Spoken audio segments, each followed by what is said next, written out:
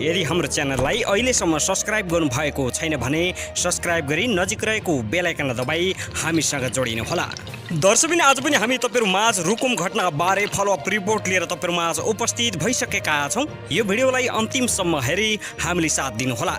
दर्शकबिन सक्दो शेयर गर्न पनि नभुल्नुहोला। पछिल्लो समयमा विभिन्न सामाजिक सञ्जालमा चर्चा परिचर्चामा आएको रुकुम काण्डले लियो यति ठूलो रूप। यो भिडियोलाई अन्तिमसम्म हेर्न नछुटाउनुहोला।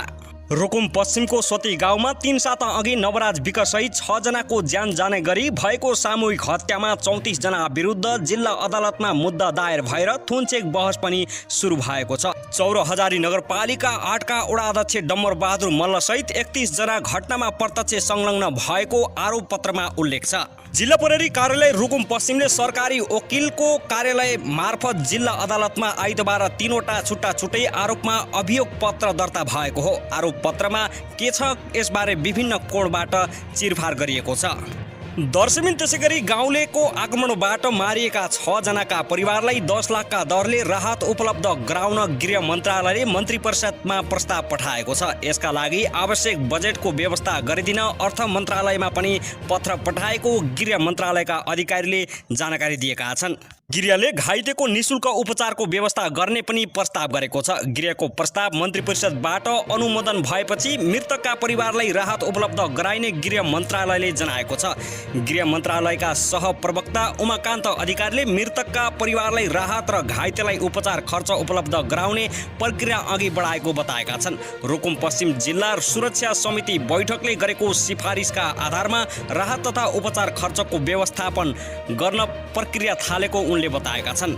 जेठ 10 गते राति चौरहजारी नगरपालिका 8 रुकुम पश्चिम सोतीमा गाउँलेको कुटाईबाट भेरी नगरपालिका 4 जाजरकोटका नवराज विक, गोविन्द साई, लोकेन्द्र सुनार, गणेश बुढा, सन्दीप विक र तथा चौरहजारीका टिकाराम सुनारको हत्या भएको थियो। मारिएका सबैको भेरी नदीमा शव भेटिएको थियो।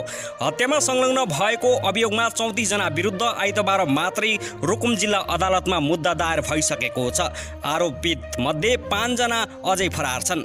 दर्शकबिन जेठ 10 गते हत्या गरिएका नवराज विककी प्रेमिका भनिएकी किशोरीले नवराज र उनका 5 साथीको हत्यामा बुबा, दाइ र अन्य गाउँले प्रत्यक्ष संलग्न रहेको बयान दिएकी छिन्। रुकुम पश्चिम प्रहरीसँगको बयानमा उनले भनेकी छन्, मेरो बुबा, दाइ समेत नवराज विकलाई लखेट्दै घेरा हाल्दै वारदात स्थानमा पुर्याई 6 जना केटाहरूलाई कुटपिट गरी मारेको पूर्ण विश्वास लाग्छ। उनले नवराजको घरमा 2 पटक बसेको र पछिल्लो समयमा सम्बन्ध सुमधुर नभएको समेत बताएकी छिन्। आइतबार कर्तव्य ज्यान मार्ने उद्योग, जातीय छुवाछुत लगायतका कसुरमा 34 जना विरुद्ध जिल्ला अदालतमा मुद्दा दायर भएको हो। कुटाईबाट भेरी नगरपालिका 4 जाजरकोटका लालबहादुर खड्का, भोला बिटालु बिसी, विभाग पुन, सरोज भडेल, मदन साई, इन्द्रगञ्ज शाह, गोविन्द सुनार, आशिष विक, सुदीप खड्का, दिल्ली विक, महेश कार्की र सुनिल सुनार घाइते भएका थिए। घटना लगत्तै गृह मन्त्रालयले सहसचिवको नेतृत्वमा छानबिन समिति गठन गरेको थियो। सोही समितिको सिफारिसका आधारमा मृतकका परिवारलाई राहत र घाइतेलाई क्षतिपूर्ति उपलब्ध गराउन सिफारिस गरिएको हो। मृतक नवराज विक तथा उपल्लो जातकी युवतीलाई बिहे गरेर लैजाने गरी आफ्ना साथी लिएर जाजरकोटबाट रुकुम पुगेका थिए। तर सोही साँझ गाउँ नै उल्टिएर नवराज सहित 6 जनालाई लखेटी मारेको अदालतमा प्रस्तुत गरिएको अभियोगमा उल्लेख छ। मृतक नवराज विकले मिति 2075 साल फागुन महिनामा मलाई फेसबुकमा फ्रेन्ड रिक्वेस्ट पठाएपछि मैले एक्सेप्ट गरी सोही मितिदेखि साथीभाइ कुराकानी र भेटघाट पनि हुन थालेको थियो। परिचय हुँदै गएपछि 2076 साल पौष 14 गते जाजरकोट खलङ्गामा रमाइलो मेला लागेकाले मेला हेर्न गएको मौकामा नवराजसँग भेट भएकाले सो रातमा नवराजकै घरमा बास बसी भोलिपल्ट घर गएकी हुँ।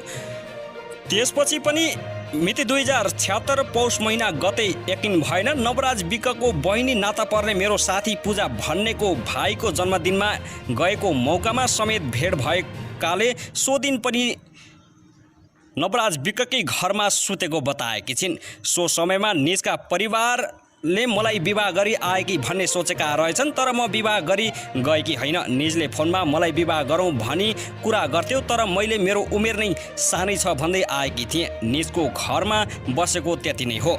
मलाई मिति यकिन भएन। नवराज विकले आफ्नो साथी चरी भन्नेलाई साथमा ल्याई मेरो घरमा आई म र बजै घरमा सुतिरहेको अवस्थामा झ्यालबाट ढुङ्गा र मकैको घोया समेतले हान्दै गरेको बजेले देख्नु भएको रहेछ। भोलिपल्ट बिहान निज नवराज विक समेत मेरो घर नजिकै हिँडिरहेको देखि मेरा बुबा आमा समेतले सम्झाइ आफ्नो घरतर्फ पठाएकोमा 2077 साल वैशाख महिनाको गते याद भएन। निजले आफ्नो साथी सन्जु विकलाई ल्याई मेरो गाउँमा आएको रहेछ, तर मैले देखिनँ। गाउँलेको भनेको सुनेकै थिएँ।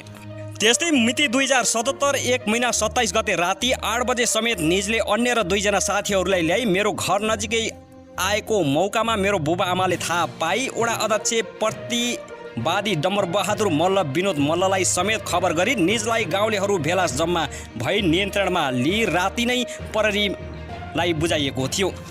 मेरो घरमा आई बस्ने गरेको थिएन। मैले मृतक नवराज विकलाई फेसबुकमा ब्लक गरेदेखि निजसँग कुरा भएको थिएन। मेरो भाइको मोबाइलबाट म्यासेजमा कुराकानी भएको थियो। वारदातको दिन नवराज विकले केटाहरू ल्याएर आउँदैछन् भन्ने कुरा मलाई थाहा थिएन। मेरो बहिनी नाता पर्ने सुषमा मल्लसँग निज नवराज विकले लकडाउन खुलेपछि मलाई लिन केटाहरू लिएर आउँछु भनेर भनेको रहेछ। सो कुरा निज बहिनीले मेरो आमालाई भनेकी रहेछ। सो कुरा आमाले मलाई मिति 2077 2 महिना 1-2 गतेतिर भनेपछि थाहा पाएकी थिएँ। मिति 2077 साल 2 महिना 10 गतेको दिन म घर कोठामा टिभी हेरिरहेकी थिएँ। मेरो घर नजिकै नवराज विक समेतका केटाहरू आएको अवस्थामा मेरो आमाले गाली गरी पठाउनु भएको रहेछ। सो कुरा आमाले मलाई भनेपछि थाहा पाएँ। बाहिर आउँदा गाउँका महिलाहरू भेला जम्मा भएका थिए, तर मैले केटाहरूलाई देखिनँ। म घटनास्थलमा गएकी पनि छैन। सो दिनको दिउँसो के कसो भयो मलाई थाहा छैन।